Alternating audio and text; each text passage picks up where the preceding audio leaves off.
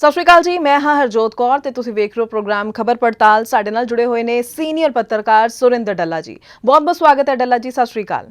ਸਤਿ ਸ਼੍ਰੀ ਅਕਾਲ ਹਰਜੋਤ ਜੀ, ਬਹੁਤ-ਬਹੁਤ ਧੰਨਵਾਦ ਤੁਹਾਡਾ ਵੀ ਔਰ ਦੁਨੀਆ ਭਰ ਦੇ ਪੰਜਾਬੀਆਂ ਦਾ ਹੀ ਬਹੁਤ-ਬਹੁਤ ਧੰਨਵਾਦ। ਸੋ ਡੱਲਾ ਜੀ, ਅੱਜ ਕਿਹੜੀਆਂ 3 ਵੱਡੀਆਂ ਖਬਰਾਂ ਨੇ ਜਿਹੜੀਆਂ ਤੁਸੀਂ ਚੁਣ ਕੇ ਲੈ ਕੇ ਆਏ ਹੋ, ਪੂਰੀ ਜਾਣਕਾਰੀ ਇਕੱਠੀ ਕਰਕੇ ਲਿਆਏ ਹੋ? ਮੈਂ ਜ਼ਰੂਰ ਚਾਹਾਂਗੀ ਇਹਨਾਂ ਤਿੰਨੇ ਖਾਸ ਵੱਡੀਆਂ ਖਬਰਾਂ ਦਾ ਜੋ ਐਨਾਲਿਸਿਸ ਤੁਸੀਂ ਕੀਤਾ ਹੈ, ਇਸ ਦੀ ਪੂਰੀ ਜਾਣਕਾਰੀ ਤੁਸੀਂ ਦਰਸ਼ਕਾਂ ਨਾਲ ਜ਼ਰੂਰ ਸਾਂਝੀ ਕਰਿਓ। ਇੱਕ-ਇੱਕ ਕਰਕੇ ਸਾਰੀਆਂ ਖਬਰਾਂ ਸ਼ਾਮਿਲ ਕਰੋ।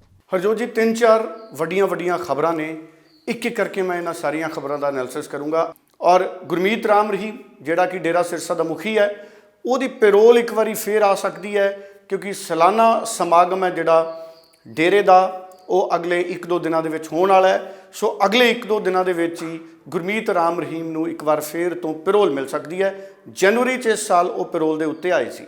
ਹੁਣ 2 ਵੱਡੀਆਂ ਖਬਰਾਂ ਨੇ ਜਿਨ੍ਹਾਂ ਦੇ ਉੱਤੇ ਮੈਂ ਆਊਂਗਾ। ਇੱਕ ਤਾਂ ਪ੍ਰਕਾਸ਼ ਸਿੰਘ ਬਾਦਲ ਹੋਣਾ ਦੀ ਦੁਨੀਆ ਤੋਂ ਵਿਦਾਈ ਹੈ, ਔਰ ਦੂਸਰਾ ਪ੍ਰਕਾਸ਼ ਸਿੰਘ ਬਾਦਲ ਦੀ ਦੁਨੀਆ ਤੋਂ ਵਿਦਾਈ ਦੇ ਨਾਲ ਜਿਹੜੇ ਸਮੀਕਰਨ ਪੋਲੀਟੀਕਲ ਬਣ ਰਹੇ ਨੇ, ਬਦਲ ਰਹੇ ਨੇ।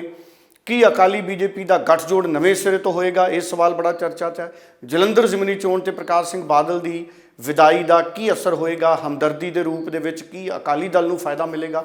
ਇਹ तमाम ਪਹਿਲੂ ਹੈ। ਪਹਿਲਾਂ ਮੈਂ ਇਹ ਜ਼ਰੂਰ ਦੱਸਦਾ ਕਿ ਪ੍ਰਕਾਸ਼ ਸਿੰਘ ਬਾਦਲ ਜਿਸ ਤਰ੍ਹਾਂ ਦੁਨੀਆ ਤੋਂ ਵਿਦਾ ਹੋਏ ਨੇ, 95 ਸਾਲ ਦੀ ਉਹਨਾਂ ਦੀ ਉਮਰ ਸੀ, ਔਰ ਆਖਿਰ ਦੇ ਕੁਝ ਦਿਨ ਉਹਨਾਂ ਨੇ ਸੰਘਰਸ਼ ਕੀਤਾ ਜ਼ਿੰਦਗੀ ਨਾਲ, ICU 'ਚ ਰਿਹਾ ਤੇ ਦੁਨੀਆ ਤੋਂ ਚਲੇ ਗਏ।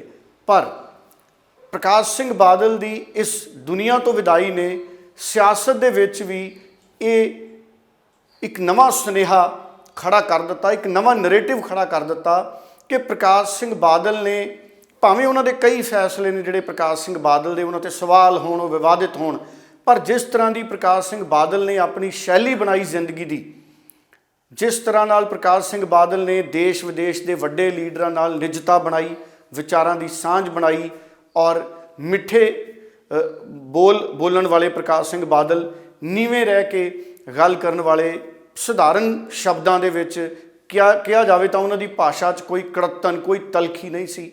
ਇਹਨੇ ਪ੍ਰਕਾਸ਼ ਸਿੰਘ ਬਾਦਲ ਦਾ ਕੱਦ ਵੱਡਾ ਕੀਤਾ। ਔਰ ਪ੍ਰਕਾਸ਼ ਸਿੰਘ ਬਾਦਲ ਦੀ ਵਿਦਾਈ ਤੋਂ ਬਾਅਦ ਪ੍ਰਧਾਨ ਮੰਤਰੀ ਦਾ ਆਉਣਾ, ਕੱਲ੍ਹ ਉਹਨਾਂ ਦੇ ਅੰਤਿਮ ਸੰਸਕਾਰ ਮੌਕੇ JP ਨੱਡਾ ਹੋ ਗਏ, ਫਾਰੂਕ ਅਬਦੁੱਲਾ ਹੋ ਗਏ, ਸ਼ਰਦ ਪਵਾਰ ਹੋ ਗਏ, ਭਾਜਪਾ ਦੇ ਔਰ ਦੇਸ਼ ਦੇ ਵੱਖ-ਵੱਖ ਵੱਡੇ ਲੀਡਰਾਂ ਦਾ ਤੁਰੰਤ ਅੰਤਿਮ ਸੰਸਕਾਰ ਮੌਕੇ ਪਹੁੰਚਣਾ। ਹਾਲਾਂਕਿ ਦੇਸ਼ ਦੇ ਦੂਜੇ ਹਿੱਸੇ ਤੋਂ ਜੇ ਕਿਸੇ ਨੇ ਆਉਣਾ ਹੈ, ਜਾਂ ਤਾਂ ਉਹ ਜਹਾਜ਼ ਰਾਹੀਂ ਆ ਸਕਦੇ ਨੇ ਜਾਂ ਉਹਨਾਂ ਨੂੰ ਬਹੁਤ ਸਮਾਂ ਲੱਗਦਾ ਹੈ। ਸੋ ਵੱਡੇ ਲੀਡਰ ਆਪ ਪਹੁੰਚੇ। ਇਹਦੇ ਨਾਲ ਪ੍ਰਕਾਸ਼ ਸਿੰਘ ਬਾਦਲ ਦੀ ਜਿਹੜੀ ਇੱਕ ਸਿਆਸੀ ਲਿਆਕਤ ਸੀ, ਸਿਆਸੀ ਉਹਨਾਂ ਦੀ ਸਾਂਝ ਸੀ, ਉਹ ਉਜਾਗਰ ਹੋਈ ਹੈ। ਇਹਨੇ ਸਿਆਸੀ ਕੱਦ ਜਿਹੜਾ ਪ੍ਰਕਾਸ਼ ਸਿੰਘ ਬਾਦਲ ਦਾ ਸੀ ਉਹਨੂੰ ਹੋਰ ਵੱਡਾ ਕੀਤਾ। ਔਰ 2 ਦਿਨ ਲਗਾਤਾਰ ਜਿਸ ਤਰ੍ਹਾਂ ਨਾਲ ਟੈਲੀਵਿਜ਼ਨਾਂ ਦੇ ਵਿੱਚ ਲਗਾਤਾਰ ਸਿਰਫ ਤੇ ਸਿਰਫ ਪ੍ਰਕਾਸ਼ ਸਿੰਘ ਬਾਦਲ ਹੋਣਾ ਦੀ ਗੱਲ ਹੋਈ, ਉਹਦੇ ਨਾਲ ਜਿਹੜਾ ਇੱਕ ਨੈਗੇਟਿਵ ਨੈਰੇਟਿਵ ਬਣਾਇਆ ਗਿਆ ਸੀ। ਕਿਉਂਕਿ ਸਾਡੇ ਮੁਲਕ 'ਚ ਸਿਆਸੀ ਧਾਰਨਾ ਬਹੁਤ ਮਾਇਨੇ ਰੱਖਦੀ ਹੈ।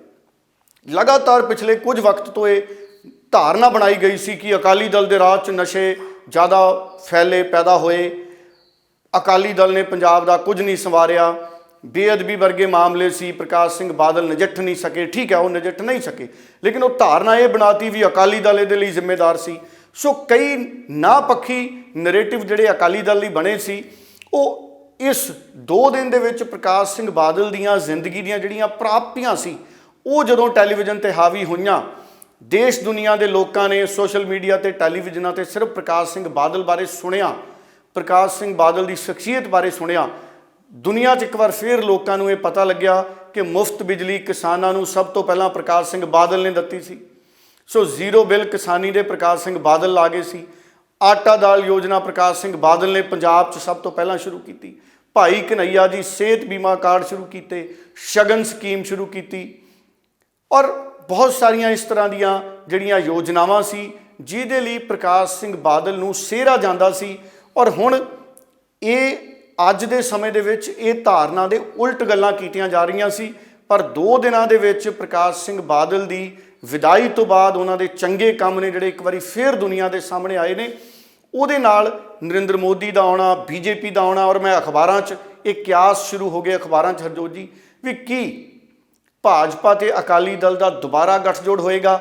ਇਹਦੇ 'ਤੇ ਮੈਂ 1-2 ਦਿਨਾਂ ਦੇ ਵਿੱਚ ਸੰਭਾਵਨਾਵਾਂ 'ਤੇ ਗੱਲ ਕਰਾਂਗਾ। ਹਾਲ ਦੀ ਘੜੀ ਮੈਨੂੰ ਇਹ ਸੰਭਾਵਨਾ ਤਾਂ ਨਹੀਂ ਲੱਗਦੀ ਕਿ BJP ਤੇ ਅਕਾਲੀ ਦਲ ਦਾ ਗੱਠਜੋੜ ਹੋਏਗਾ, ਪਰ ਸਿਆਸਤ ਦੇ ਵਿੱਚ ਕੁਝ ਵੀ ਗੱਲ ਪੱਕੇ ਤੌਰ 'ਤੇ ਨਹੀਂ ਹੁੰਦੀ। ਹੋ ਵੀ ਸਕਦਾ ਹੈ ਕਿ ਆਉਂਦੇ ਦਿਨਾਂ ਦੇ ਵਿੱਚ ਇਸ ਤਰ੍ਹਾਂ ਦੇ ਹਾਲਾਤ ਬਣਨ ਪੰਜਾਬ ਔਰ ਦੇਸ਼ 'ਚ ਕਿ ਭਾਜਪਾ ਔਰ ਅਕਾਲੀ ਦਲ ਫੇਰ ਇਕੱਠੇ ਹੋ ਜਾਣ। ਹਾਲ ਦੀ ਘੜੀ ਜੀ ਸੰਭਾਵਨਾ ਨਹੀਂ ਹੈ, ਪਰ ਇਸ ਗੱਲ ਨੂੰ ਨਕਾਰਿਆ ਵੀ ਨਹੀਂ ਜਾ ਸਕਦਾ। ਪਰ ਜਿਹੜਾ ਨਰੇਟਿਵ ਚੰਗੇ ਕੰਮਾਂ ਦਾ ਪ੍ਰਕਾਸ਼ ਸਿੰਘ ਬਾਦਲ ਦੇ ਬਣਿਆ, ਦੁਨੀਆ ਦੇ ਵੱਡੇ ਵੱਡੇ ਲੀਡਰਾਂ ਨੇ ਉਹਨਾਂ ਨੂੰ ਸਜਦਾ ਕੀਤਾ। ਕੱਲ ਉਹਨਾਂ ਦੇ ਅੰਤਿਮ ਸੰਸਕਾਰ ਮੌਕੇ ਮੈਂ ਕਹਿੰਦਾ ਪੰਜਾਬ ਜਿਹੜਾ ਉੱਥੇ ਇਕੱਠਾ ਹੋ ਗਿਆ ਬਾਦਲ ਪਿੰਡ ਦੇ ਵਿੱਚ, ਔਰ ਖੇਤਾਂ 'ਚ ਜਿੱਥੇ ਸੰਸਕਾਰ ਕੀਤਾ ਗਿਆ, ਆਖਰੀ ਰਸਮਾਂ ਕੀਤੀਆਂ ਗਈਆਂ ਪ੍ਰਕਾਸ਼ ਸਿੰਘ ਬਾਦਲ ਦੀਆਂ, ਉੱਥੇ ਪੈਰ ਰੱਖਣ ਨੂੰ ਥਾਂ ਨਹੀਂ ਸੀ ਕਿਸੇ ਵਿਅਕਤੀ ਦੇ, ਇੰਨੀ ਉੱਥੇ ਜ਼ਿਆਦਾ ਭੀੜ ਸੀ। ਇਹ ਸਾਰੀਆਂ ਚੀਜ਼ਾਂ ਨੇ ਜਿਹੜੀਆਂ ਇਹ ਉਸ ਧਾਰਨਾ ਦੇ ਉੱਪਰ ਦੁਬਾਰਾ ਆਈਆਂ ਨੇ, ਜਿਹੜੀ ਧਾਰਨਾ ਅਕਾਲੀ ਦਲ ਦੇ ਇੱਕ ਨਾਪੱਖੀ ਇਲਜ਼ਾਮਾਂ ਦੀ ਧਾਰਨਾ ਚੱਲ ਰਹੀ ਸੀ। ਔਰ ਕੱਲ 2 ਦਿਨਾਂ ਤੋਂ ਜਦੋਂ ਦੇ ਪ੍ਰਕਾਸ਼ ਸਿੰਘ ਬਾਦਲ ਗਏ ਨੇ, 2-3 ਦਿਨਾਂ ਤੋਂ ਕੋਈ ਵੀ ਪੋਲੀਟੀਕਲ ਲੀਡਰ ਖੁੱਲ੍ਹ ਕੇ ਅਕਾਲੀ ਦਲ ਦੇ ਰਾਜ ਦੀਆਂ ਕਮੀਆਂ ਦੀ ਵਿਆਖਿਆ ਨਹੀਂ ਕਰ ਰਿਹਾ। ਕੋਈ ਵੀ ਵੱਡੇ ਲੀਡਰ ਹੋਣ, ਪ੍ਰਕਾਸ਼ ਸਿੰਘ ਬਾਦਲ ਦੀ ਲਿਆਕਤ, ਉਹਨਾਂ ਦੀ ਸਮਝਦਾਰੀ, ਉਹਨਾਂ ਦੀ ਸਿਆਣਪ, ਉਹਨਾਂ ਦਾ ਪੰਜਾਬ ਦੇ ਮੁੱਦਿਆਂ ਤੇ ਪਕੜ, ਪੰਜਾਬ ਦੇ ਲਈ ਉਹਨਾਂ ਦੇ ਸੰਘਰਸ਼, ਕਿਸਾਨੀ ਦੇ ਲਈ ਉਹਨਾਂ ਦੀਆਂ ਜਿਹੜੇ ਉਹਨਾਂ ਦੇ ਯਤਨ ਸੀ, ਇਹਨਾਂ ਸਾਰੇ ਪਹਿਲੂਆਂ ਦੀ ਗੱਲ ਹੋ ਰਹੀ ਹੈ। ਇਹਦੇ ਨਾਲ 2-3 ਚੀਜ਼ਾਂ ਦਾ ਫਰਕ ਮੈਂ ਮਹਿਸੂਸ ਕਰਦਾ। ਦੇਖੋ, ਚੌਧਰੀ ਸੰਤੋਖ ਸਿੰਘ ਹੁਣੀ ਜਲੰਧਰ ਦੇ MP ਦੁਨੀਆ ਤੋਂ ਗਏ ਸੀ, ਲੋਕ ਕਹਿੰਦੇ ਹਮਦਰਦੀ ਦੀ ਵੋਟ ਮਿਲੂਗੀ। ਹੁਣ ਪ੍ਰਕਾਸ਼ ਸਿੰਘ ਬਾਦਲ ਵੀ ਦੁਨੀਆ ਤੋਂ ਚਲੇ ਗਏ, ਜਿਹੜੇ ਅਕਾਲੀ ਦਲ ਦੇ ਪ੍ਰਧਾਨ ਸੀ। ਫਿਰ ਹਮਦਰਦੀ ਅਕਾਲੀ ਦਲ ਦੇ ਨਾਲ ਵੀ ਹੋ ਸਕਦੀ ਹੈ। ਔਰ ਮੈਂ ਕੱਲ ਵੀ ਜ਼ਿਕਰ ਕੀਤਾ ਸੀ ਕਿ ਪ੍ਰਕਾਸ਼ ਸਿੰਘ ਬਾਦਲ ਦੀ ਵਿਦਾਈ ਤੋਂ ਬਾਅਦ ਹੁਣ ਜਲੰਧਰ ਦੇ ਵਿੱਚ ਜਿਹੜੀਆਂ ਦੂਜੀਆਂ ਪੋਲੀਟੀਕਲ ਪਾਰਟੀਆਂ ਨੇ ਹਰਜੋਤ ਜੀ, ਉਹਨਾਂ ਨੂੰ ਆਪਣੀ ਰਣਨੀਤੀ ਬਦਲਣੀ ਪੈਣੀ ਹੈ। ਹੁਣ ਭਗਵੰਤ ਮਾਨ ਖੁੱਲ੍ਹ ਕੇ ਪ੍ਰਕਾਸ਼ ਸਿੰਘ ਬਾਦਲ ਦਾ ਉਸ ਤਰ੍ਹਾਂ ਨਾਲ ਵਿਰੋਧ ਨਹੀਂ ਕਰ ਸਕਣਗੇ ਜਿਵੇਂ ਪਹਿਲਾਂ ਕਰਦੇ ਸੀ, ਕਿਉਂਕਿ ਹੁਣ ਲੋਕਾਂ ਨੂੰ ਯਾਦ ਆ ਗਿਆ ਕਿ ਸ਼ਗਨ ਸਕੀਮ ਪ੍ਰਕਾਸ਼ ਸਿੰਘ ਬਾਦਲ ਨੇ, ਆਟਾ ਦਾਲ ਸਕੀਮ ਪ੍ਰਕਾਸ਼ ਸਿੰਘ ਬਾਦਲ ਨੇ, ਔਰ ਹੁਣ ਮੁੱਦਾ ਕੀ ਹੈ ਕਿ ਕਾਰਡ ਕੱਟੇ ਜਾ ਰਹੇ ਨੇ। ਸੋ ਇਹ ਬਹੁਤ ਸਾਰੇ ਮਸਲੇ ਨੇ। ਔਰ ਜਦੋਂ ਨਸ਼ਿਆਂ ਦੀ ਗੱਲ ਹੁੰਦੀ ਹੈ, ਨਸ਼ੇ ਅਕਾਲੀ ਦਲ ਦੇ ਰਾਜ 'ਚ ਵੀ ਸੀ, ਕਾਂਗਰਸ ਦੇ ਰਾਜ 'ਚ ਵੀ ਸੀ, ਆਮ ਆਦਮੀ ਪਾਰਟੀ ਦੇ ਰਾਜ 'ਚ ਵੀ ਹੈ। ਆਮ ਆਦਮੀ ਪਾਰਟੀ ਵੀ ਗੈਰ ਕਾਨੂੰਨੀ ਨਸ਼ੇ ਖਤਮ ਨਹੀਂ ਕਰ ਸਕੀ, ਕਿਉਂਕਿ ਨਸ਼ੇ ਦਾ ਮੁੱਦਾ ਰਾਜਨੀਤੀਕਰਨ ਦਾ ਨਹੀਂ ਹੈ। ਸਾਡੀਆਂ ਸਾਰੀਆਂ ਪੋਲੀਟੀਕਲ ਪਾਰਟੀਆਂ ਨੇ ਇਸ ਮੁੱਦੇ ਤੇ ਰਾਜਨੀਤੀ ਕੀਤੀ ਹੈ। ਇਹਦਾ ਹੱਲ ਸਰਵਦਲੀ ਬੈਠਕ ਕਰਕੇ, ਪੰਜਾਬ ਦੇ ਨੌਜਵਾਨਾਂ ਨੂੰ ਰੁਜ਼ਗਾਰ ਦੇ ਕੇ, ਸੈਲਫ ਇੰਪਲੋਇਡ ਕਰਕੇ, ਉਹਨਾਂ ਨੂੰ ਆਪਣੇ ਪੈਰਾਂ ਤੇ ਖੜਾ ਕੇ ਇਹਦਾ ਹੱਲ ਕੀਤਾ ਜਾ ਸਕਦਾ ਸੀ, ਜਾਂ ਪਾਕਿਸਤਾਨ ਦੇ ਖਿਲਾਫ ਮਜ਼ਬੂਤ ਇੱਛਾ ਸ਼ਕਤੀ ਰੱਖ ਕੇ, ਤਾਂ ਕਿ ਸਰਹੱਦ ਪਾਰ ਤੋਂ ਵੀ ਸਾਨੂੰ ਨਸ਼ੇ ਦੀ ਜਿਹੜੀ ਹੈ ਸਮਗਲਿੰਗ ਹੈ ਉਹ ਨਾ ਹੋਵੇ। ਇਹ ਸਾਰੇ ਮੁੱਦੇ ਸੀ ਜਿਨ੍ਹਾਂ ਦੇ ਨਾਲ ਇਹਨਾਂ ਧਾਰਨਾਵਾਂ ਤੋਂ ਜਿਹੜੀਆਂ ਅਕਾਲੀ ਦਲ ਦੇ ਖਿਲਾਫ ਜ਼ਿਆਦਾ ਮਜ਼ਬੂਤੀ ਦੇ ਨਾਲ ਬਣਾਈਆਂ ਦੂਜੀਆਂ ਪਾਰਟੀਆਂ ਨੇ, ਉਹਨਾਂ ਤੋਂ ਬਚ ਸਕਦੇ ਸੀ। ਜਾਂ ਹੁਣ ਦੂਜੀਆਂ ਪਾਰਟੀਆਂ ਦੇ ਖਿਲਾਫ ਵੀ ਇਹ ਧਾਰਨਾ ਬਣ ਰਹੀ ਹੈ। ਕਾਂਗਰਸ ਦੇ ਖਿਲਾਫ ਬਣੀ ਕੈਪਟਨ ਅਮਰਿੰਦਰ ਦੇ ਕਿ ਇਹ ਨਸ਼ੇ ਨੂੰ ਕੰਟਰੋਲ ਨਹੀਂ ਕਰ ਸਕਿਆ। ਹੁਣ ਭਗਵੰਤ ਮਾਨ ਦੇ ਖਿਲਾਫ ਵੀ ਇਹ ਧਾਰਨਾ ਬਣ ਸਕੀ ਹੈ ਕਿ ਭਗਵੰਤ ਮਾਨ ਵੀ ਨਸ਼ਿਆਂ ਨੂੰ ਕੰਟਰੋਲ ਨਹੀਂ ਕਰ ਪਾ ਰਹੇ। ਹੁਣ ਗੱਲ ਆ ਗਈ ਕਿ ਜੀ ਇਹ ਦੁਨਿਆਵੀ ਮੁੱਦਾ ਹੈ ਜੀ, ਇਹ ਸਰਹੱਦ ਪਾਰ ਸਾਨੂੰ ਮਿਲ ਜੁਲ ਕੇ ਲੜਨਾ ਪਊਗਾ, ਪਾਕਿਸਤਾਨ ਤੋਂ ਨਸ਼ੇ ਦੀ ਸਮਗਲਿੰਗ ਹੁੰਦੀ ਹੈ। ਸੋ ਹੁਣ ਇਹ ਇਲਜ਼ਾਮ ਇਕੱਲਾ ਅਕਾਲੀ ਦਲ ਤੇ ਜੇ ਕੋਈ ਲਾਊਗਾ ਉਹਦਾ ਨੁਕਸਾਨ ਹੋ ਸਕਦਾ ਹੈ। ਇਸੇ ਤਰ੍ਹਾਂ ਬਹੁਤ ਸਾਰੇ ਮੁੱਦੇ ਸੀ, ਬੇਅਦਬੀ ਦੇ ਮਾਮਲੇ ਸੀ। ਹੁਣ ਬੇਅਦਬੀਆਂ ਹੁਣ ਵੀ ਹੋ ਰਹੀਆਂ ਨੇ ਜਦੋਂ ਭਗਵੰਤ ਮਾਨ ਦੀ ਸਰਕਾਰ ਹੈ। ਕੈਪਟਨ ਅਮਰਿੰਦਰ ਦੇ ਰਾਜ 'ਚ ਵੀ ਬੇਅਦਬੀਆਂ ਦੇ ਮਾਮਲੇ ਹੋਏ। ਜਦੋਂ ਅਕਾਲੀ ਦਲ ਦੇ ਰਾਜ 'ਚ ਬੇਅਦਬੀਆਂ ਦੇ ਮਾਮਲੇ ਵੱਡੇ ਬਣਾਏ, ਉਹਦੇ ਪਿੱਛੇ ਸਿਆਸਤ ਦਾ ਵੀ ਜ਼ੋਰ ਸੀ। ਉਦੋਂ ਦੀਆਂ ਵਿਰੋਧੀ ਧਿਰਾਂ ਇਹ ਕਹਿੰਦੀਆਂ ਰਹੀਆਂ ਕਿ ਅਕਾਲੀ ਦਲ ਨੇ ਜਾਣਬੁੱਝ ਕੇ ਇਸ ਪਾਸੇ ਜਿਹੜੀ ਆਪਣੀ ਭੂਮਿਕਾ ਅਦਾ ਕੀਤੀ ਹੈ, ਜਦਕਿ ਕੋਈ ਵੀ ਮੁੱਖ ਮੰਤਰੀ ਜਾਣਬੁੱਝ ਕੇ ਇਸ ਤਰੀਕੇ ਦੀ ਮਨਜ਼ੂਰੀ ਨਹੀਂ ਦੇ ਸਕਦਾ ਕਿਸੇ ਨੂੰ ਵੀ। ਇਹ ਬੜੇ ਬੇਬੁਨਿਆਦੀ ਜਿਹੇ ਇਲਜ਼ਾਮ ਸੀ। ਹੁਣ ਨੈਰੇਟਿਵ ਬਦਲਿਆ। ਪ੍ਰਕਾਸ਼ ਸਿੰਘ ਬਾਦਲ ਦੇ ਦੁਨੀਆ ਤੋਂ ਜਾਣ ਨਾਲ ਜਿਹੜੇ ਚੰਗੇ ਕੰਮ ਸੀ ਅਕਾਲੀ ਦਲ ਦੇ, ਉਹ ਇੱਕ ਵਾਰੀ ਫਿਰ ਸੱਤਾ ਦੇ ਉੱਪਰ ਆਏ ਹੈ। ਔਰ ਜਲੰਧਰ 'ਚ ਮੈਂ ਕਈ ਲੋਕਾਂ ਨਾਲ ਗੱਲ ਕੀਤੀ ਹੈ। ਹੁਣ ਸਿੱਧੇ ਰੂਪ 'ਚ ਅਕਾਲੀ ਦਲ ਦੇ ਪ੍ਰਤੀ ਕੂੜ ਪ੍ਰਚਾਰ ਕਰਕੇ, ਕੁਪ੍ਰਚਾਰ ਕਰਕੇ ਕੋਈ ਵੀ ਧਿਰ ਸੁਰੱਖਿਅਤ ਨਹੀਂ ਹੈ। ਹੁਣ ਆਮ ਆਦਮੀ ਪਾਰਟੀ ਆਪਣੀ ਰਣਨੀਤੀ ਬਦਲੂ, ਹੁਣ ਕਾਂਗਰਸ ਪਾਰਟੀ ਆਪਣੀ ਰਣਨੀਤੀ ਬਦਲੂ, ਭਾਰਤੀ ਜਨਤਾ ਪਾਰਟੀ ਆਪਣੀ ਰਣਨੀਤੀ ਬਦਲੂ। ਔਰ ਹੁਣ ਅਕਾਲੀ ਦਲ ਨੂੰ ਛੱਡ ਕੇ ਇੱਕ ਦੂਸਰੇ ਤੇ ਇਹ ਧਿਰਾਂ ਨੇ ਜ਼ਿਆਦਾ ਨਿਸ਼ਾਨਾ ਲਾਉਣਗੀਆਂ, ਕਿਉਂਕਿ ਇਹ ਸਾਰੀਆਂ ਧਿਰਾਂ ਦੀ ਕੋਸ਼ਿਸ਼ ਹੋਊਗੀ ਕਿ ਹੁਣ ਅਸੀਂ ਕੋਈ ਉਹ ਮੁੱਦਾ ਨਾ ਛੇੜੀਏ ਜਿਹਦੇ ਨਾਲ ਲੋਕਾਂ ਦੇ ਮਨਾਂ 'ਚ ਪ੍ਰਕਾਸ਼ ਸਿੰਘ ਬਾਦਲ ਦੀ ਯਾਦ ਤਾਜ਼ਾ ਹੋਵੇ। ਕਿਉਂਕਿ ਲੋਕ ਇਹ ਮਹਿਸੂਸ ਕਰਦੇ ਨੇ ਕਿ ਅਗਰ ਆਟਾ ਦਾਲ ਕਾਰਡ ਕੱਟੇ ਗਏ ਤੇ ਫਿਰ ਬਣਾਏ ਕਿਨੇ ਸੀ? ਪ੍ਰਕਾਸ਼ ਸਿੰਘ ਬਾਦਲ ਨੇ। ਅਗਰ ਬਿਜਲੀ ਮੁਫਤ ਦੀ ਸਿਆਸਤ ਹੋਏਗੀ ਤੇ ਲੋਕਾਂ ਨੂੰ ਯਾਦ ਆਊਗਾ ਕਿ ਸਾਰੀ ਕਿਸਾਨੀ ਨੂੰ ਬਿਜਲੀ ਕਿਸ ਨੇ ਮਾਫ ਕੀਤੀ ਸੀ? ਅਕਾਲੀ ਦਲ ਨੇ। ਹੁਣ ਵਿਕਰਮ ਮਜੀਠੀਆ ਹੋਣ ਜਾਂ ਸੁਖਬੀਰ ਬਾਦਲ ਹੋਣ, ਮੈਨੂੰ ਨਹੀਂ ਲੱਗਦਾ ਕਿ ਜਦੋਂ ਤੱਕ ਪ੍ਰਕਾਸ਼ ਸਿੰਘ ਬਾਦਲ ਉਹਨਾਂ ਦਾ ਜਿਹੜਾ ਹੈ ਉਹਨਾਂ ਦੇ ਪਾਠ ਦਾ ਭੋਗ ਪੈਂਦਾ ਤਦ ਤੱਕ ਉਹ ਪ੍ਰਚਾਰ ਕਰਨ ਜਾਣਗੇ। ਪਰ ਦੂਜੀ ਲੀਡਰਸ਼ਿਪ ਹੈ ਜਿਹੜੀ ਅਕਾਲੀ ਦਲ ਦੀ, ਉਹ ਪ੍ਰਚਾਰ ਕਰਦੀ ਰਹੂਗੀ, ਸਥਾਨਕ ਲੀਡਰਸ਼ਿਪ ਅਕਾਲੀ ਬਸਪਾ। ਸੋ ਮੈਨੂੰ ਲੱਗਦਾ ਉਹਨਾਂ ਵੱਲੋਂ ਇਹ ਹੁਣ ਪ੍ਰਚਾਰਿਆ ਜਾਊਗਾ ਜਲੰਧਰ ਦੇ ਵਿੱਚ ਕਿ ਸਾਰੀ ਕਿਸਾਨੀ ਦੀ ਬਿਜਲੀ ਮਾਫ ਕਰਨ ਵਾਲੇ ਪ੍ਰਕਾਸ਼ ਸਿੰਘ ਬਾਦਲ ਸੀ, ਆਟਾ ਦਾਲ ਸਕੀਮ ਦੇਣ ਵਾਲੇ ਪ੍ਰਕਾਸ਼ ਸਿੰਘ ਬਾਦਲ ਸੀ, ਔਰ ਸਾਰੇ ਭਾਈਚਾਰਿਆਂ ਦੇ ਵਿੱਚ ਆਪਸੀ ਏਕਤਾ ਨੂੰ ਮਜ਼ਬੂਤ ਕਰਨ ਦਾ ਸੁਨੇਹਾ ਤੇ ਯਤਨ ਕਰਨ ਵਾਲੇ ਪ੍ਰਕਾਸ਼ ਸਿੰਘ ਬਾਦਲ ਸੀ। ਸੋ ਇਸ ਕਰਕੇ ਬਾਦਲ ਫੈਕਟਰ ਜਲੰਧਰ ਦੀ ਜ਼ਿਮਨੀ ਚੋਣ 'ਚ ਹੁਣ ਹਾਵੀ ਹੋਊਗਾ। ਭਾਵੇਂ ਆਮ ਆਦਮੀ ਪਾਰਟੀ ਇਸ ਪੱਖ ਦੇ ਵਿੱਚ ਅੱਗੇ ਵਧੇਗੀ ਕਿ ਅਸੀਂ ਵੀ ਦੇਖੋ 300 ਯੂਨਿਟ ਬਿਜਲੀ ਦੇ ਮੁਫਤ ਕਰਤੇ, ਅਸੀਂ ਜ਼ੀਰੋ ਬਿੱਲ ਕਰਤੇ, ਅਸੀਂ ਮਹੱਲਾ ਕਲੀਨਿਕ ਬਣਾਤੇ, ਅਸੀਂ ਸਕੂਲੀ ਸਿੱਖਿਆ ਤਕੜੀ ਕਰਤੀ, ਆਦਰਸ਼ ਸਕੂਲਾਂ ਦੀ ਵੀ ਗੱਲ ਨਾਲ ਦੀ ਨਾਲ ਆ ਜਾਣੀ ਹੈ ਕਿ ਪ੍ਰਕਾਸ਼ ਸਿੰਘ ਬਾਦਲ ਨੇ ਦੇਖੋ ਕਿੱਡੇ ਆਦਰਸ਼ ਸਕੂਲ ਬਣਾਏ ਸੀ। ਸੋ ਇਸ ਕਰਕੇ ਹੁਣ ਆਮ ਆਦਮੀ ਪਾਰਟੀ ਨੂੰ ਅਕਾਲੀ ਦਲ ਛੱਡ ਕੇ ਕਾਂਗਰਸ ਔਰ ਬੀਜੇਪੀ ਦੇ ਨਾਲ ਇਲਜ਼ਾਮਬਾਜ਼ੀਆਂ ਦੀ ਸਿਆਸਤ ਹੈ ਜਿਹੜੀ ਉਹ ਕਰਨੀ ਪਏਗੀ। ਔਰ ਇਸੇ ਤਰ੍ਹਾਂ ਬੀਜੇਪੀ ਦੇ ਜਿਹੜੇ ਲੀਡਰ ਨੇ ਉਹ ਖੁੱਲ੍ਹ ਕੇ ਹੁਣ ਅਕਾਲੀ ਦਲ ਨੂੰ ਨਹੀਂ ਨਿੱਦ ਸਕਣਗੇ, ਕਿਉਂਕਿ ਪ੍ਰਧਾਨ ਮੰਤਰੀ ਖੁਦ ਸਤਿਕਾਰ ਦੇਣ ਪ੍ਰਕਾਸ਼ ਸਿੰਘ ਬਾਦਲ ਦੇ ਅੰਤਿਮ ਸੰਸਕਾਰ ਤੋਂ ਪਹਿਲਾਂ ਉਹਨਾਂ ਦੇ ਅਕਾਲੀ ਦਲ ਦੇ ਦਫ਼ਤਰ 'ਚ ਆਪ ਗਏ ਨੇ, ਉਹਨਾਂ ਨੂੰ ਸ਼ਰਧਾਂਜਲੀ ਦੇਣ ਇੱਕ ਤਰੀਕੇ ਨਾਲ। ਸੋ ਭਾਜਪਾ ਦੇ ਲੀਡਰ ਵੀ ਹੁਣ ਸਿੱਧਾ ਨਿਸ਼ਾਨਾ ਆਮ ਆਦਮੀ ਪਾਰਟੀ ਅਤੇ ਕਾਂਗਰਸ ਦੀਆਂ ਜਿਹੜੀਆਂ ਕਾਰਗੁਜ਼ਾਰੀਆਂ ਨੇ ਉਸ ਪਾਸੇ ਰੱਖਣਗੇ। ਔਰ ਕਾਂਗਰਸ ਦੀ ਵੀ ਪੂਰੀ ਕੋਸ਼ਿਸ਼ ਹੋਣੀ ਹੈ ਕਿ ਸਾਡਾ ਨਿਸ਼ਾਨਾ ਆਮ ਆਦਮੀ ਪਾਰਟੀ 'ਤੇ ਰਵੇ ਔਰ ਸਾਡਾ ਨਿਸ਼ਾਨਾ ਜਿਹੜਾ ਉਹ ਭਾਰਤੀ ਜਨਤਾ ਪਾਰਟੀ 'ਤੇ ਰਵੇ। ਅਕਾਲੀ ਦਲ ਵੱਲ ਟਿੱਪਣੀਆਂ ਔਰ ਕੂੜ ਪ੍ਰਚਾਰ ਕਰਨ ਤੋਂ ਹੁਣ ਸਾਰੀਆਂ ਪਾਰਟੀਆਂ ਨੇ ਜਿਹੜੀਆਂ ਮੈਨੂੰ ਲੱਗਦਾ ਉਹ ਗੁਰੇਜ਼ ਕਰਨਗੀਆਂ ਬਦਲੇ ਹਾਲਾਤਾਂ। ਔਰ ਹਰਜੋਤ ਜੀ, ਬਦਲਦੇ ਹਾਲਾਤਾਂ 'ਚ ਸਭ ਤੋਂ ਵੱਡੀ ਚੁਣੌਤੀ ਇੱਕ ਵਾਰ ਫੇਰ ਆਮ ਆਦਮੀ ਪਾਰਟੀ ਲਈ ਬਣਨ ਵਾਲੀ ਹੈ, ਕਿਉਂਕਿ ਸੰਗਰੂਰ ਦੇ ਵਿੱਚ ਆਮ ਆਦਮੀ ਪਾਰਟੀ ਚੋਣ ਹਾਰੀ ਸੀ, ਉਦੋਂ ਵੀ ਜ਼ਿਮਨੀ ਚੋਣ ਸੀ ਕਿਉਂਕਿ ਭਗਵੰਤ ਮਾਨ ਉਹਨਾਂ ਨੇ ਅਸਤੀਫਾ ਦਿੱਤਾ ਸੀ। ਔਰ ਹੁਣ ਸੰਤੋਖ ਚੌਧਰੀ ਕਿਉਂਕਿ ਦੁਨੀਆ ਤੋਂ ਚਲੇ ਗਏ ਨੇ, ਇਸ ਕਰਕੇ ਸਾਫ਼ ਤੌਰ 'ਤੇ ਭਗਵੰਤ ਮਾਨ ਦੇ ਉੱਪਰ ਇਸ ਵਕਤ ਫਿਰ ਦਬਾਅ ਹੈ। ਇਹ ਦੂਸਰਾ ਮੌਕਾ ਹੈ ਜਦੋਂ ਭਗਵੰਤ ਮਾਨ ਜ਼ਿਮਨੀ ਚੋਣ ਲੜ ਰਹੇ ਨੇ।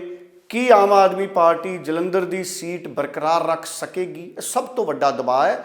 ਇਹਦੇ ਨਾਲ ਆਮ ਆਦਮੀ ਪਾਰਟੀ ਨੂੰ ਕੌਮੀ ਪੱਧਰ 'ਤੇ ਇੱਕ ਸੁਨੇਹਾ ਇਸ ਚੋਣ ਦਾ ਜਾਊਗਾ। ਅਗਰ ਆਮ ਆਦਮੀ ਪਾਰਟੀ ਜਿੱਤੀ ਤੇ ਆਮ ਆਦਮੀ ਪਾਰਟੀ 2024 'ਚ ਪ੍ਰਧਾਨ ਮੰਤਰੀ ਦੇ ਤੌਰ ਦੇ ਉੱਤੇ ਅਰਵਿੰਦ ਕੇਜਰੀਵਾਲ ਨੂੰ ਪ੍ਰੋਜੈਕਟ ਕਰਨ ਦੀ ਦਿਸ਼ਾ ਦੇ ਵਿੱਚ ਅੱਗੇ ਵਧੇਗੀ ਕਿ ਅਸੀਂ ਭਾਰਤ ਨੂੰ ਨੰਬਰ 1 ਬਣਾਉਣਾ ਹੈ। ਔਰ ਅਗਰ ਆਮ ਆਦਮੀ ਪਾਰਟੀ ਹਾਰ ਜਾਂਦੀ ਹੈ ਤੇ ਫਿਰ ਭਗਵੰਤ ਮਾਨ ਦੀ ਕਾਰਜਸ਼ੈਲੀ ਦੇ ਵਿੱਚ ਕਿਤੇ ਨਾ ਕਿਤੇ ਆਮ ਆਦਮੀ ਪਾਰਟੀ ਦੇ ਅੰਦਰ ਗੱਲ ਜ਼ਰੂਰ ਉੱਠੇਗੀ। ਉਹ ਗੱਲ ਵੱਖਰੀ ਹੈ ਕਿ ਆਮ ਆਦਮੀ ਪਾਰਟੀ 'ਚ ਕੋਈ ਵੀ ਭਗਵੰਤ ਮਾਨ ਨੂੰ ਚੁਣੌਤੀ ਦੇਣ ਜਿੱਡਾ ਲੀਡਰ ਹਜੇ ਨਜ਼ਰ ਨਹੀਂ ਆਉਂਦਾ।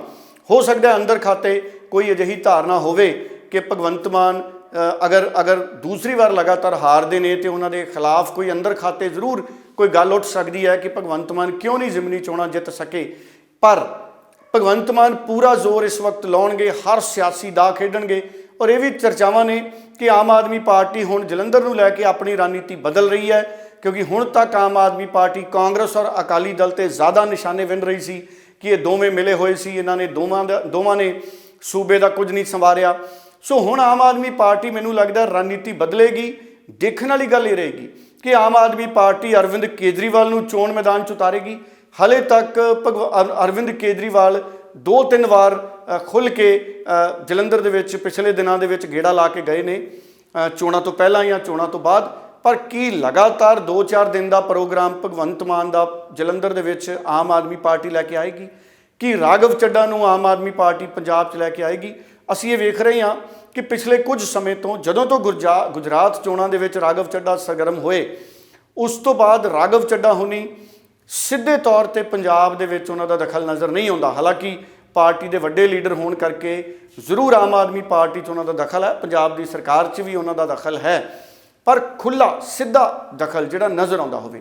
ਹੁਣ ਕੀ ਉਹ ਪ੍ਰਚਾਰ ਕਰਨ ਦੇ ਲਈ ਜਲੰਧਰ ਆਉਣਗੇ? ਕਿਉਂਕਿ ਕੱਲ੍ਹ ਉਹਨਾਂ ਨੇ ਦਿੱਲੀ ਦੇ ਵਿੱਚ ਆਮ ਆਦਮੀ ਪਾਰਟੀ ਦੇ ਹੱਕ 'ਚ ਇੱਕ ਪ੍ਰੈਸ ਕਾਨਫਰੰਸ ਕੀਤੀ, ਕਿਉਂਕਿ ਇਸ ਤਰੀਕੇ ਦੇ ਇਲਜ਼ਾਮ ਆਏ ਬੀਜੇਪੀ ਵੱਲੋਂ ਕਿ ਅਰਵਿੰਦ ਕੇਜਰੀਵਾਲ ਜਿਹੜੇ ਕਿ ਇੱਕ ਆਮ ਆਦਮੀ ਸੀ, ਉਹਨਾਂ ਨੇ ਆਪਣੇ ਘਰ ਦੀ ਸਜਾਵਟ 'ਤੇ, ਰੈਨੋਵੇਸ਼ਨ 'ਤੇ, ਨਿਰਮਾਣ 'ਤੇ ਕਰੋੜਾਂ ਰੁਪਏ ਖਰਚ 'ਤੇ। ਫਿਰ ਕੱਲ੍ਹ ਰਾਘਵ ਚੱਡਾ ਨੇ ਪ੍ਰੈਸ ਕਾਨਫਰੰਸ ਕੀਤੀ ਔਰ ਉਹਨਾਂ ਨੇ ਇਲਜ਼ਾਮ ਪ੍ਰਧਾਨ ਮੰਤਰੀ 'ਤੇ ਲਾਇਆ ਕਿ ਪ੍ਰਧਾਨ ਮੰਤਰੀ ਵੀ ਇੱਕ ਮਹਿਲ ਬਣਾ ਰਹੇ ਨੇ, ਕਰੋੜਾਂ ਰੁਪਏ ਖਰਚ ਹੋ ਰਹੇ ਨੇ, ਜਹਾਜ਼ 'ਤੇ ਕਰੋੜਾਂ ਰੁਪਏ ਖਰਚੇ ਗਏ, ਉਹਨਾਂ ਦੀਆਂ ਵਿਦੇਸ਼ ਯਾਤਰਾਵਾਂ 'ਤੇ ਕਰੋੜਾਂ ਰੁਪਏ ਖਰਚੇ ਜਾ ਰਹੇ ਨੇ। ਸੋ ਹੁਣ ਰਾਘਵ ਚੱਡਾ ਕਿਤੇ ਨਾ ਕਿਤੇ ਅਰਵਿੰਦ ਕੇਜਰੀਵਾਲ ਨੂੰ ਹਰ ਮੋਰਚੇ ਦੇ ਵਿੱਚ ਸਾਨੂੰ ਡਿਫੈਂਸ ਕਰਦੇ ਦੇਖਦੇ ਨੇ। ਪਰ ਕੀ ਰਾਘਵ ਚੱਡਾ ਜਲੰਧਰ ਜ਼ਿਮਨੀ ਚੋਣ 'ਚ ਸਰਗਰਮ ਹੋਣਗੇ? ਕੀ ਅਰਵਿੰਦ ਕੇਜਰੀਵਾਲ ਜਲੰਧਰ ਜ਼ਿਮਨੀ ਚੋਣ 'ਚ ਆਉਣਗੇ?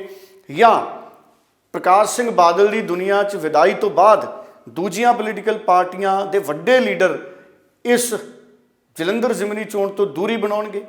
ਇਹ ਸਵਾਲ ਬਹੁਤ ਵੱਡਾ ਹੈ। ਕੀ ਹੁਣ ਭਾਰਤੀ ਜਨਤਾ ਪਾਰਟੀ ਦੀ ਵੱਡੀ ਲੀਡਰਸ਼ਿਪ ਹੈ ਜਿਹੜੀ ਉਹ ਜਲੰਧਰ ਦੇ ਵਿੱਚ ਆਪਣੀ ਸਰਗਰਮੀ ਵਧਾਊਗੀ, ਜਾਂ ਭਾਜਪਾ ਦੀ ਵੱਡੀ ਲੀਡਰਸ਼ਿਪ ਹੈ ਉਹ ਜਲੰਧਰ ਤੋਂ ਗੁਰੇਜ਼ ਕਰੇਗੀ ਆਉਂਦੇ ਦਿਨਾਂ ਦੇ ਵਿੱਚ। ਹਾਲਾਂਕਿ ਖਬਰਾਂ ਇਹ ਨੇ ਕਿ ਜਿਹੜੇ ਇੰਦਰ ਇਕਬਾਲ ਸਿੰਘ ਅਟਵਾਲ ਨੇ, ਜਿਹੜੇ ਕਿ ਚਰਨਜੀਤ ਸਿੰਘ ਅਟਵਾਲ ਉਹਨਾਂ ਦੇ ਪੁੱਤਰ ਨੇ, ਉਹਨਾਂ ਦਾ ਚੋਣ ਅਭਿਆਨ ਹੈ ਜਿਹੜਾ ਉਹ ਵੀ ਚੰਗਾ ਚੱਲ ਰਿਹਾ।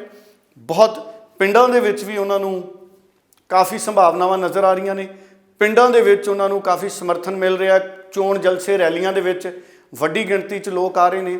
ਉਹ ਲੋਕ ਜਿਹੜੇ ਪਹਿਲਾਂ ਅਕਾਲੀ ਦਲ ਤੋਂ ਕਿਤੇ ਨਾ ਕਿਤੇ ਖਫਾ ਸੀ, ਉਹ ਵੀ ਇੰਦਰ ਇਕਬਾਲ ਸਿੰਘ ਅਟਵਾਲ ਉਹਨਾਂ ਦੀਆਂ ਰੈਲੀਆਂ, ਚੋਣ ਰੈਲੀਆਂ 'ਚ ਨਜ਼ਰ ਆ ਰਹੇ ਸੀ। ਪਰ ਕੀ ਪ੍ਰਕਾਸ਼ ਸਿੰਘ ਬਾਦਲ ਦੀ ਵਿਦਾਈ ਤੋਂ ਬਾਅਦ ਉਹਦੇ ਵਿੱਚ ਕੋਈ ਫਰਕ ਪਏਗਾ? ਉਹ ਵੀ ਆਉਂਦੇ ਦਿਨਾਂ 'ਚ ਦੇਖਣਾ ਪਏਗਾ।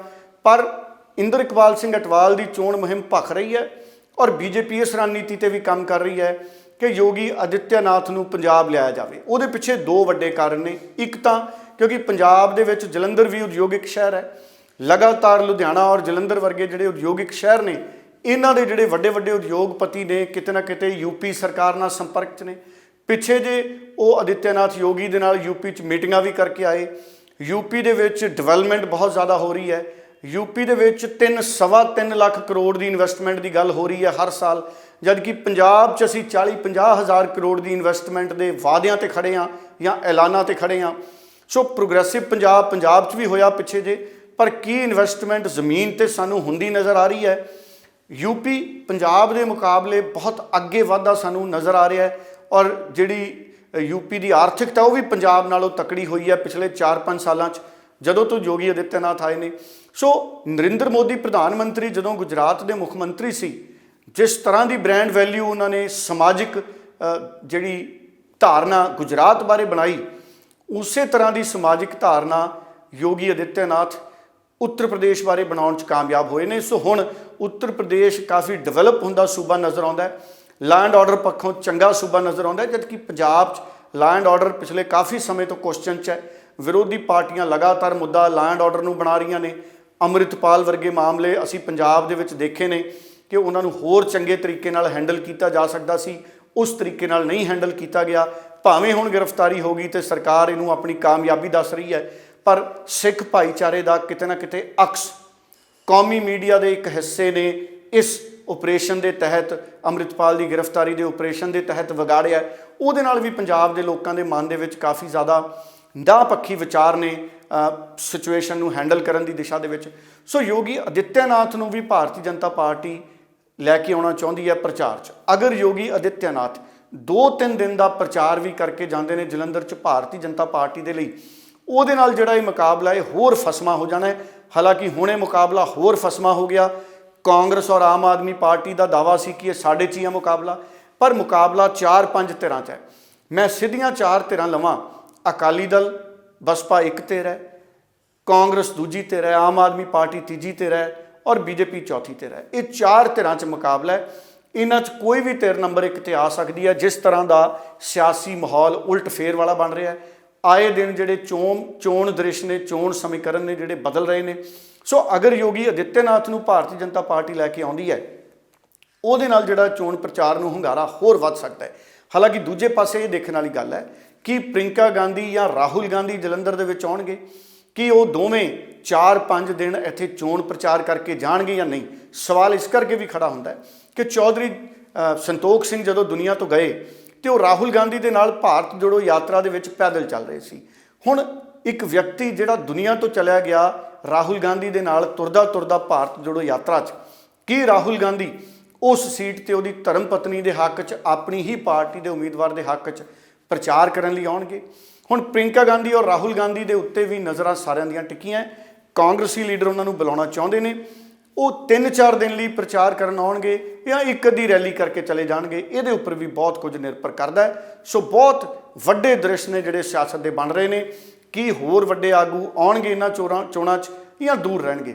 ਸੋ ਬਹੁਤ ਤੱਥ ਨੇ ਜਿਨ੍ਹਾਂ ਦੇ ਉੱਤੇ ਗੱਲ ਹੋ ਸਕਦੀ ਹੈ ਹਰਜੋਤ ਜੀ। ਔਰ ਇਹਦੇ ਨਾਲ ਅਖੀਰ ਦੇ ਵਿੱਚ ਮੈਂ ਇਹ ਗੱਲ ਜ਼ਰੂਰ ਕਹਿਣੀ ਚਾਹੂੰਗਾ ਹਰਜੋਤ ਜੀ ਕਿ ਗੁਰਮੀਤ ਰਾਮ ਰਹੀਮ ਨੂੰ ਇੱਕ ਵਾਰੀ ਫੇਰ ਪੈਰੋਲ ਮਿਲ ਸਕਦੀ ਹੈ। ਇਸੇ ਸਾਲ ਜਨਵਰੀ ਦੇ ਵਿੱਚ ਉਹ ਪੈਰੋਲ ਤੇ ਆਏ ਸੀ ਔਰ ਸਾਨੂੰ ਪਤਾ ਹੈ 30 ਦਿਨਾਂ ਤੋਂ ਜ਼ਿਆਦਾ 30-40 ਦਿਨਾਂ ਦੇ ਕਰੀਬ ਉਹਨਾਂ ਨੂੰ ਪੈਰੋਲ ਮਿਲੀ ਸੀ। 3 ਵੱਡੇ ਮਾਮਲੇ ਆ ਉਹਨਾਂ ਤੇ। ਇੱਕ ਤਾਂ ਸਾਧਵੀ ਜਿੰਸੀ ਸ਼ੋਸ਼ਣ ਦਾ ਮਾਮਲਾ ਹੈ ਔਰ ਇਸ ਤੋਂ ਇਲਾਵਾ ਛਤਰਪਤੀ ਮਰਡਰ ਦਾ ਕੇਸ ਹੈ ਔਰ ਰਣਜੀਤ ਸਿੰਘ ਦੇ ਮਰਡਰ ਦਾ ਕੇਸ ਹੈ। ਕਈ ਵੱਡੇ ਮਾਮਲੇ ਨੇ ਜਿਹੜੇ ਉਹਨਾਂ ਤੇ ਪਿਛਲੇ ਸਮਿਆਂ ਦੇ ਵਿੱਚ ਉਹਨਾਂ ਦਾ ਵਿਵਾਦ ਉਹਨਾਂ ਦੇ ਨਾਲ ਜੁੜਿਆ ਰਿਹਾ। ਉਮਰ ਕੈਦ ਦੀ ਸਜ਼ਾ ਉਹ ਭੁਗਤ ਰਹੇ ਨੇ। 2017 ਦੇ ਵਿੱਚ ਉਹਨਾਂ ਨੂੰ ਸਜ਼ਾ ਸੁਣਾਈ ਗਈ ਸੀ ਜਦੋਂ ਤੋਂ ਜੇਲ੍ਹ 'ਚ ਗਏ। ਪਿਛਲੇ ਸਾਲ ਵੀ ਉਹ ਕਈ ਵਾਰੀ ਪੈਰੋਲ ਦੇ ਉੱਤੇ ਆਏ। ਪੰਜਾਬ ਵਿਧਾਨ ਸਭਾ ਦੀਆਂ ਚੋਣਾਂ ਤੋਂ ਪਹਿਲਾਂ ਵੀ ਪੈਰੋਲ ਦੇ ਉੱਤੇ ਆਏ। ਇਸ ਸਾਲ ਜਨਵਰੀ ਦੇ ਵਿੱਚ ਜਦੋਂ ਪੰਜਾਬ ਵਿਧਾਨ ਸਭਾ ਦੀਆਂ ਚੋਣਾਂ ਨੂੰ 1 ਸਾਲ ਟੱਪ ਗਿਆ ਸੀ, ਫਿਰ ਉਹ ਪੈਰੋਲ ਦੇ ਉੱਤੇ ਆਏ। ਔਰ ਹੁਣ ਕਿਉਂਕਿ ਡੇਰੇ ਦਾ ਸਾਲਾਨਾ ਸਮਾਗਮ ਦਾ ਸਮਾਂ, ਸੋ ਇੱਕ ਵਾਰੀ ਫਿਰ ਉਹਨਾਂ ਨੂੰ ਪੈਰੋਲ ਮਿਲ ਸਕਦੀ ਹੈ। ਹਾਲਾਂਕਿ ਹਜੇ ਇਹਦਾ ਐਲਾਨ ਹੈ ਜਿਹੜਾ ਅਧਿਕਾਰਿਕ ਤੌਰ ਦੇ ਉੱਤੇ ਤਾਂ ਨਹੀਂ ਹੋਇਆ। ਸੋ ਇਹ ਸਾਰੀਆਂ ਉਹ ਵੱਡੀਆਂ ਸੁਰਖੀਆਂ ਸੀ ਅੱਜ ਦੀਆਂ ਜਿਹੜੀਆਂ ਮੈਂ ਸਾਂਝੀਆਂ ਕੀਤੀਆਂ ਨੇ ਹਰਜੋਤ ਜੀ। ਸੋ ਬਹੁਤ ਬਹੁਤ ਧੰਨਵਾਦ ਡੱਲਾ ਜੀ ਤੁਹਾਡਾ ਕਿ ਤੁਸੀਂ ਇਹਨਾਂ ਸਾਰੀਆਂ ਹੀ ਖਬਰਾਂ ਦੇ ਉੱਪਰ ਪੂਰੀ ਜਾਣਕਾਰੀ ਜੋ ਹੈ ਦਰਸ਼ਕਾਂ ਨਾਲ ਸਾਂਝੀ ਕੀਤੀ ਹੈ। ਦਰਸ਼ਕਾਂ ਦਾ ਵੀ ਬਹੁਤ ਬਹੁਤ ਧੰਨਵਾਦ। ਪ੍ਰੋਗਰਾਮ ਦੇ ਨਾਲ ਹਮੇਸ਼ਾ ਹੀ ਜੁੜਦੇ ਹੋ ਤੁਸੀਂ ਤੇ ਫਿਲਹਾਲ ਮੈਨੂੰ ਯਾਨੀ ਕਿ ਹਰਜੋਤ ਕੌਰ ਨੂੰ ਵੀ ਦਿਓ ਜੀ ਇਜਾਜ਼ਤ। ਧੰਨਵਾਦ। ਬਹੁਤ ਬਹੁਤ ਧੰਨਵਾਦ।